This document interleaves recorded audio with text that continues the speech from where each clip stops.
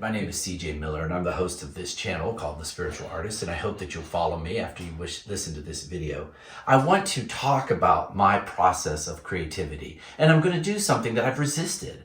I've resisted for a long time, which is doing any sort of painting or demo on camera. And I'll tell you why. Because what the spiritual artist is all about, it's about practicing presence when you make your art.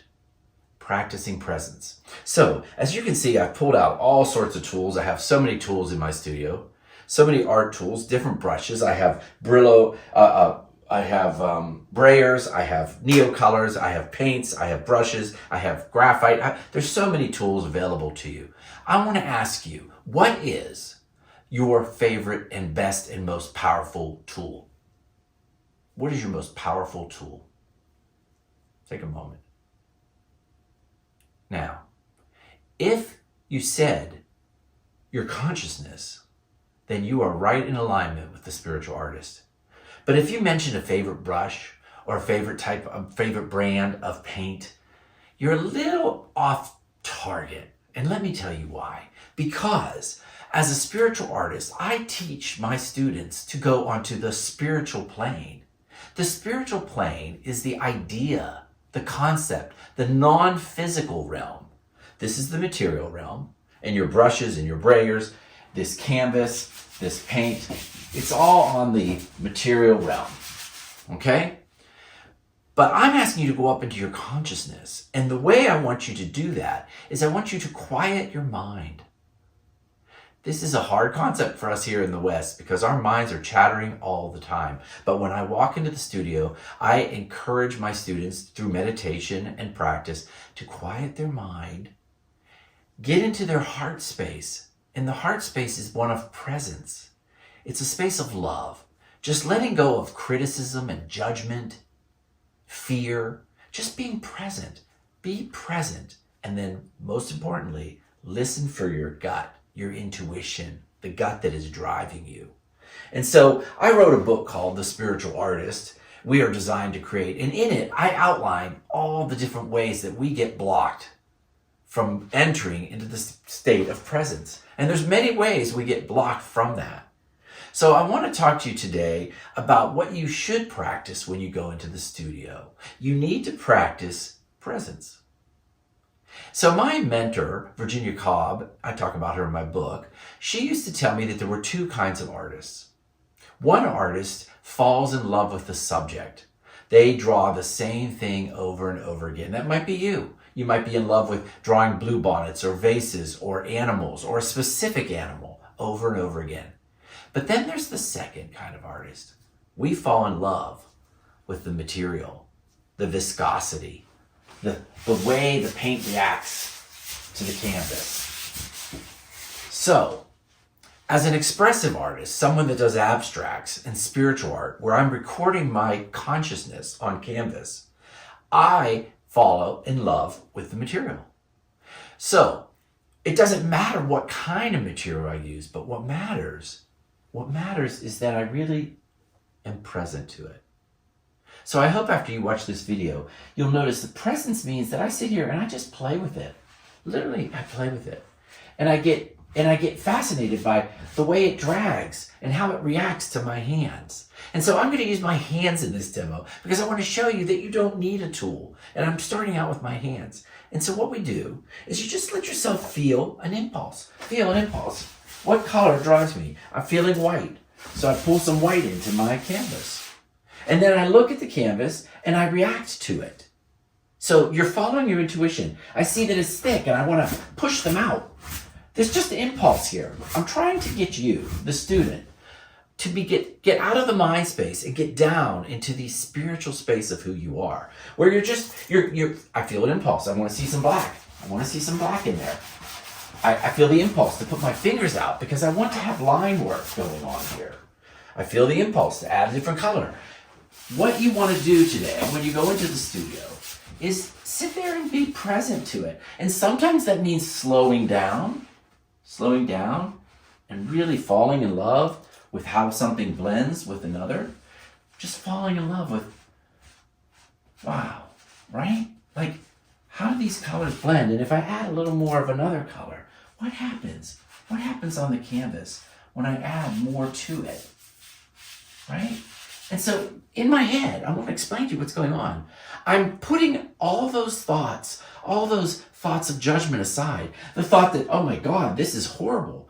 You know, things going through my head, black and orange, this looks like Halloween, or this doesn't look good. You have to put all that aside and just be in a space of love. Love means that you fall in love with what you're doing. You just enjoy it. You just enjoy it. And you fall in love with it. And I'm telling you, what's so amazing about this process is that Spirit will step in and co-create with you. And suddenly, you will notice at some point, something works. Something just starts working. And you ride it. Do you hear that? When something is working, this is a great lesson in your life, you ride it. You just keep doing it. Oh, I like this little circle motion. I like how it's blending out and blending these colors. And so I can keep going with it. So if there's something in your life that's going well, do more of it. And if there's something in your life that's not working, like up here, this is not working for me, do less of it. So there's so many spiritual lessons. There are so many spiritual lessons in making art. And what I'm encouraging you to do is just play with the feeling and the texture. Now, you can see I'm trying to get some saturation here because I like a lot of color and I want to have a base on this. Okay? So I'm mixing in a lot of color, giving me some base to work with. And see, this is interesting. My right hand had dark black on it, and I'm letting myself use it. Some of us are so afraid to let one color blend into another that they constantly wash their brush. Try not washing your brush so much. Try letting it pick up and bring something with you. Something that will work. All right? Now, this is what happens. You just feel it. Feel it. And so this is a great practice. I encourage you to do this next time you go in the studio. Use your hands. I'm using black gloves because it keeps your hands clean. You can get these gloves on Amazon. They're surgery gloves. They're very clean. But you don't have to use a glove. You can actually use your hand. And if you're a kinesthetic learner, you're going to love painting this way. You're going to love feeling the paints in your hand. And that's all part of the process. Now, I'm not going to fake and lie to you. Ultimately, you will be attracted to certain paints and certain brushes. You'll start saying, well, I like a paint that is more fluid, or I like a paint that is a little more dry. That will come in time. But when you first walk into the studio, and the first thing and the most important thing that you always have to do is you have to align. You align with love and consciousness. So I'm going to take my gloves off a minute and use a little brushwork here and just play with it. Just play with it. And notice how the brushwork does such amazingly different things with what I'm doing. See?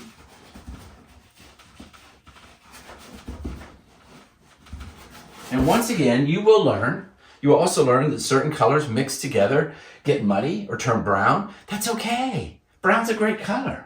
If you want, start with your primaries and then branch out and see where they go. See where they go. Don't worry about that. Because the minute I step into that space where I'm going, oh, this is muddy, I'm in judgment, right? And when I'm in judgment, I'm outside of the space of a spiritual artist. Because a spiritual artist always stays in play, in love, in having fun. The longer you can do this, the longer you just stay in having fun, things start happening. Just things start happening on the canvas. Okay? Now, as another demo, I wanted to show you that everything is your tool. I picked up this pine cone from an arrangement in the house because it's Christmas, and I thought, wait a minute, pine cone is a painting tool. You can use it and explore how it makes lines. The reason I don't like to show people my exact process is because I limit you on the physical world. I want you to be creative. I want you to think, oh my gosh, here's a brush that I can use. What if I use the back of a brush? What if I use a back of a brush to etch out what I'm doing? It's a lovely place to be, right? Now, the other thing I want to tell you, something that gets into us all the time, and it's hard not to have it happen, is you want it to look good right away. Well, where's the fun of that, right? If it looks good right away, then you're done.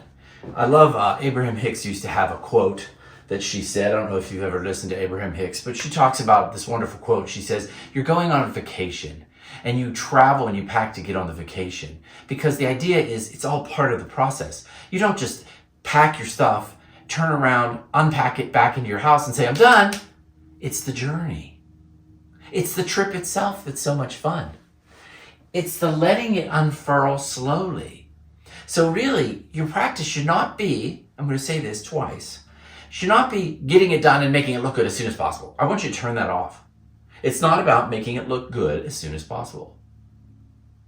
It's not about making it look good as soon as possible. What it is about expanding that space. Practice. How long can I stay there? How long can I enjoy the dance? How many different tools can I introduce? And just experiment and see how does this work? How long can I stay in love, enjoy, and just enjoy the materials? Now, I promise you that the painting will go somewhere. Maybe it doesn't look like it so much right now, but it does. And so I'm going to end this little demo with one last thing. First, this is what I teach on my spiritual art retreats. I teach people through exercises. We do movement exercises. We do talks and discussions and meditations, but we also do lots of different painting with different tools. But I also want to teach you to look for what's working. It's a lesson in my book. Yes, another shameful plug. Shameless plug. There's a book on here about focus on what's working. There's a whole chapter on focus what is working. When you look at this, when you get tired, when you no longer can hold that consciousness, that presence, stop, put your stuff down, and walk away. But when you come back, sit and look at it and find an area of beauty. Find an area of beauty. And you know what's really interesting? I did this with the class.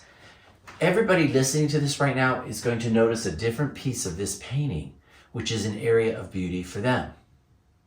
Isn't that interesting?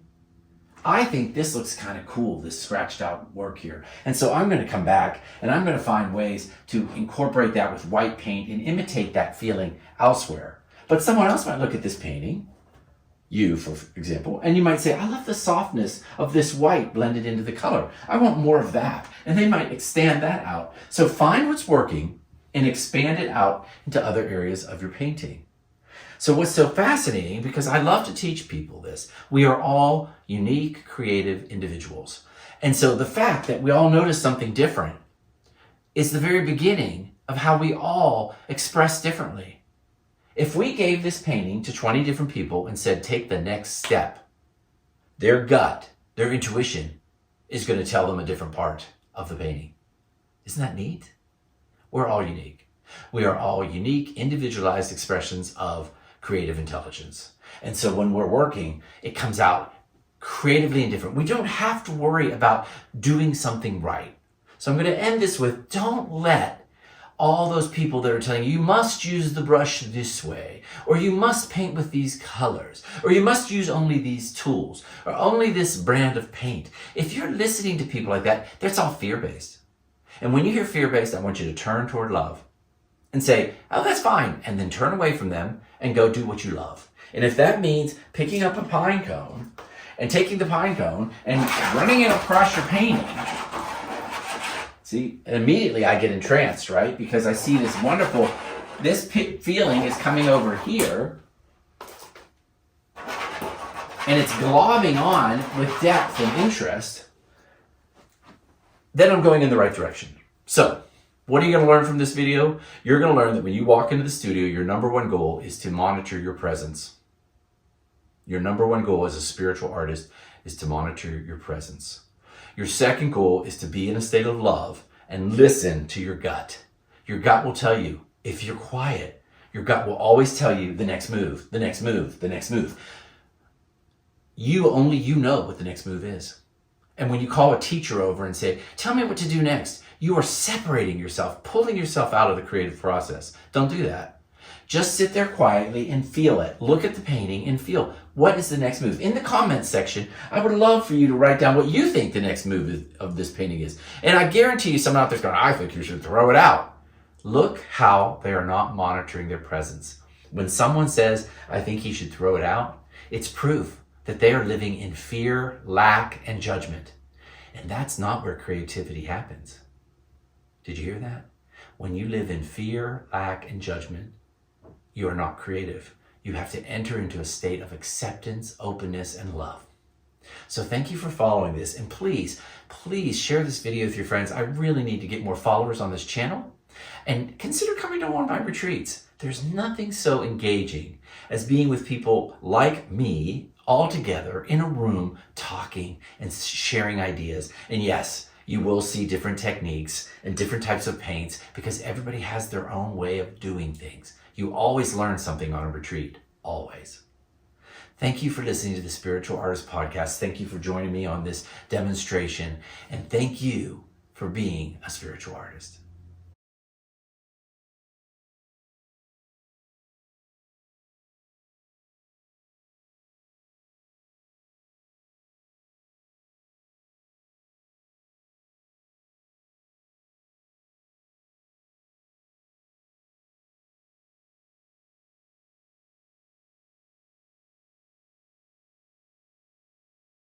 Thanks again for listening to the Spiritual Artist Podcast. Whether you're watching this show on Apple Podcasts, Spotify, Google Play, or iHeartRadio, make sure you choose the subscribe button so that you will receive updates when new segments are released. Most importantly, be still, listen, and know that you are a spiritual artist.